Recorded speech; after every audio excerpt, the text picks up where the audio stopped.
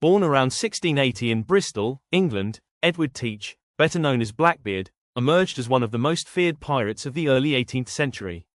Little is known about his early life, but by 1716, he had joined pirate captain Benjamin Hornigold in the Bahamas, quickly gaining a reputation for his ruthless tactics and imposing presence. Blackbeard's terrifying appearance was a strategic choice. Standing over 6 feet tall with a thick black beard, he tied slow matches, smoldering fuses, into his hair, allowing smoke to billow around his face during battle. This eerie visage, combined with his booming voice and multiple weapons, instilled fear in his enemies. In 1717, Blackbeard captured the French slave ship La Concorde, renaming it Queen Anne's Revenge. He equipped it with 40 guns and a crew of over 300 men, making it one of the most formidable pirate vessels of its time. In May 1718, Blackbeard blockaded the port of Charleston, South Carolina, holding the city hostage. He demanded a chest of medicine in exchange for releasing the captives, showcasing his cunning and strategic mind. Blackbeard's reign ended on November 22, 1718, at Ocracoke Inlet, North Carolina. Lieutenant Robert Maynard of the Royal Navy led a surprise attack, resulting in a fierce battle. Blackbeard was killed after sustaining multiple gunshot and stab wounds. After his death, Blackbeard's head was displayed on Maynard's ship as a grim trophy. Over time, his legend grew, blending fact and fiction, and cementing his status as a symbol of pirate lore. Born around 1635 in Wales, Henry Morgan left his homeland for the Caribbean, chasing fortune and glory. By the 1660s, he had settled in Jamaica, a wild English colony filled with opportunity. England was at war with Spain, and Morgan seized his chance, not as a soldier, but as a privateer, a legal pirate with permission to attack the Spanish. Morgan's first raids were swift and brutal. In 1668, he struck Porto Bello, one of Spain's richest ports in Panama. With only a few hundred men, he used stealth and shock, attacking before dawn, scaling fort walls, and overwhelming the garrison. The victory sent waves of fear across the Caribbean. The Spanish called him a devil, the English called him a hero. Morgan mastered the art of psychological warfare. He often used deception, disguising his ships, setting enemy vessels on fire to create confusion, and spreading false rumors to lure Spanish ships into traps. His men were fiercely loyal, drawn by his boldness and the promise of gold. Everywhere he went, fire and fear followed. In 1671, Morgan launched his greatest raid, the attack on Panama City. He led more than 1,000 men across jungles and rivers, enduring heat, hunger, and ambushes. When they reached the city, they fought fiercely and won. Much of Panama burned, the loot was vast, and Morgan's name became legend. But the timing was disastrous. England and Spain had just signed peace. Morgan was arrested and taken to England, yet instead of being punished, he was praised. The crown saw him as a man who had expanded English power. In 1674, he was knighted, Sir Henry Morgan. He returned to Jamaica, no longer a pirate but a wealthy plantation owner and lieutenant governor. The buccaneer had become the law. Sir Henry Morgan died in 1688, wealthy but haunted by stories of his past. He was buried with honor in Port Royal, the pirate capital of the world. When an earthquake later swallowed the city, his grave sank beneath the sea, as if the ocean itself reclaimed its pirate king. Henry Morgan remains one of history's most notorious privateers, part hero, part villain. To some, he was a national champion, to others, a ruthless plunderer. Yet his name lives on in legend, symbolizing the thin line between patriot and pirate. Anne Bonny was born around 1700 in Ireland, the daughter of a lawyer and his servant.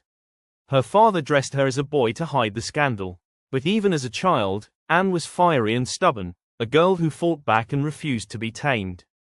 Her family moved to Carolina, hoping for a new start. There, Anne grew into a bold young woman, red-haired, sharp-tongued, and fearless. She was quick to fight anyone who crossed her, and she hated being told what to do. Anne later married a poor sailor named James Bonny, defying her father's wishes and losing his support. Together, they sailed to the Bahamas, to Nassau, the pirate haven of the Caribbean. There she found a world of freedom, rum, and rebellion, and she fit right in.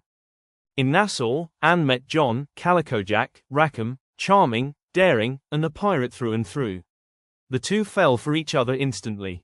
Anne left her husband and joined Rackham's crew, disguised as a man. Soon she threw herself into piracy, raiding ships, wielding pistols, and proving she was as fierce as any sailor on deck. Anne's temper was legendary. When men mocked her, she challenged them. When danger came, she fought in the front lines. She and another woman pirate, Mary Read, became feared across the Caribbean. Stories say they were the last ones standing when their ship was finally captured. In 1720, their luck ran out. The crew was caught near Jamaica. At trial, Anne and Mary were sentenced to hang, but both revealed they were pregnant, a plea that delayed their execution. Rackham was hanged, and legend says Anne's last words to him were cold and final. "If you'd fought like a man, you needn't be hanged like a dog." After the trial, Anne disappeared from history. Some say her father used his wealth to free her. Others believe she died in prison or escaped to start a new life. No one knows for sure. What's certain is her legend, the fearless woman who defied her world and lived by her own code. John Rackham, probably English, appears suddenly in the pirate world in August 1720. Almost nothing is known about his early life, no confirmed birth date, no solid origin, just rumors and stories. But suddenly he steals a sloop from Nassau harbor and declares himself pirate. Rackham's legend isn't built on terror or huge fleets, it's built on who fought beside him. Among his crew were two of history's most famous women pirates, Anne Bonny and Mary Read. Together they raided small fishing boats and merchant vessels along Jamaica's coast, living fast and daringly. After stealing the merchant sloop William, Rackham kept up a brief, fiery campaign. He avoided large naval battles and instead hit soft targets, fishermen, small trading ships, creeping in from coastal areas at night. His tactics weren't grand but fierce. Rackham's luck ran out in October 1720 when his ship was confronted by Jonathan Barnett near Jamaica. Slight mistake, a refusal to show identity, a broadside, and he was captured. Tried in Port Royal by Governor Nicholas Laws, he was sentenced to hang. On the 18th of November 1720, Rackham was executed, his body's head displayed at Plum Point. Though Rackham's pirate career lasted only about 2 months, his name outlived him. The nickname Calico Jack, the stories of Anne Bonny and Mary Read, the myth of his Jolly Roger flag, though the real flag was likely just a white pendant, all made him famous. Mary Read's early life is shrouded in mystery. She was born somewhere in England, maybe Bristol, and raised by her mother who, to avoid stigma, disguised Mary as a boy as a child. She lived under that identity for much of her youth. As she grew, Mary served in military regiments in Europe, still disguised as a man. She fought alongside soldiers, rode with cavalry, then eventually left that life behind and boarded a ship bound for the West Indies. Fate intervened, the ship was attacked by pirates, and she joined them. In 1720, Mary Read met John Calico Jack Rackham and Anne Bonny in Nassau.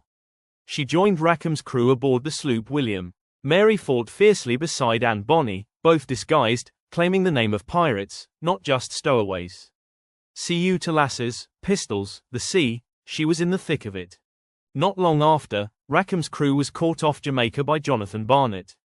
At trial, the male pirates were sentenced to hang. Mary Read and Anne Bonny both begged pregnancy to delay execution, a legal move called pleading the belly. It worked, their hangings were postponed. Bartholomew Roberts, born John Roberts in Wales in 1682, became one of history's most successful pirates. He earned the nickname Black Bart, Welsh, Barty the, and terrorized the seas between 1719 and 1722, capturing more than 400 ships. Roberts was forced into piracy when his ship was captured in West Africa. At first he resisted, but his skills as a navigator and his outspoken nature caught the attention of the pirate crew. When the captain was killed, Roberts was elected to lead. As captain, Roberts roamed the coasts of the Americas and West Africa. From Brazil's bays to the harbors of Newfoundland, he took vessels large and small. He was daring, attacking fleets, sometimes in heavily defended harbors, sometimes under cover of night. His ship Royal Fortune would sail many times, with new ones renamed for terror and prestige. Roberts wasn't only brute force, he was organized. He created his own pirate code, rules for conduct among his crew. His flags were iconic: skulls, cutlasses, sometimes skeletons, hourglasses, all meant to frighten and make a statement. His end came off the coast of Gabon at Cape Lopez in February 1722. During battle with the Royal Navy, Roberts was killed by grapeshot through the throat. His crew honored him by burying him at sea with his arms and ornaments. his body thrown overboard wrapped in his sail. The ocean became his grave. Though his pirate career was short, Black Bart's legend cast a long shadow. He remains one of the most feared and admired pirates of the Golden Age. His name echoes in folklore and popular culture, the epitome of pirate boldness and style. William Kidd was born around 1645 in Dundee, Scotland. He built respect as a sailor and privateer, eventually earning a royal commission from Governor Bellamont in 1695. His mission: to hunt down pirates and enemy French ships in the Indian Ocean, under legal sanction. Kidd's main ship was the Adventure Galley, a hybrid vessel with sails and oars, big enough for 34 cannons and over 100 men. It was expensive, ambitious, but hard to maintain. From the start, Kidd struggled: leaks, crew deaths, mutinies. The sea did not make his path smooth. In 1698, Kidd captured his prize, the Quedar merchant, loaded with silks, satins, gold, owned by Armenian merchants but sailing with French passes.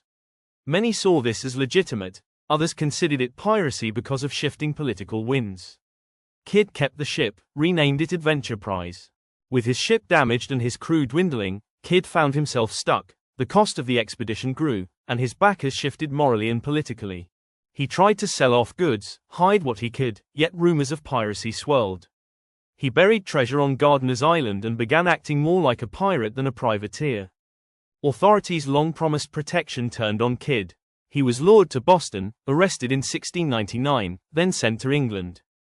In London, Kidd was tried for piracy, theft, and murder. On the 23rd of May 1701 he was hanged at Execution Dock. Legend says his rope broke once, but he was hanged again minutes later.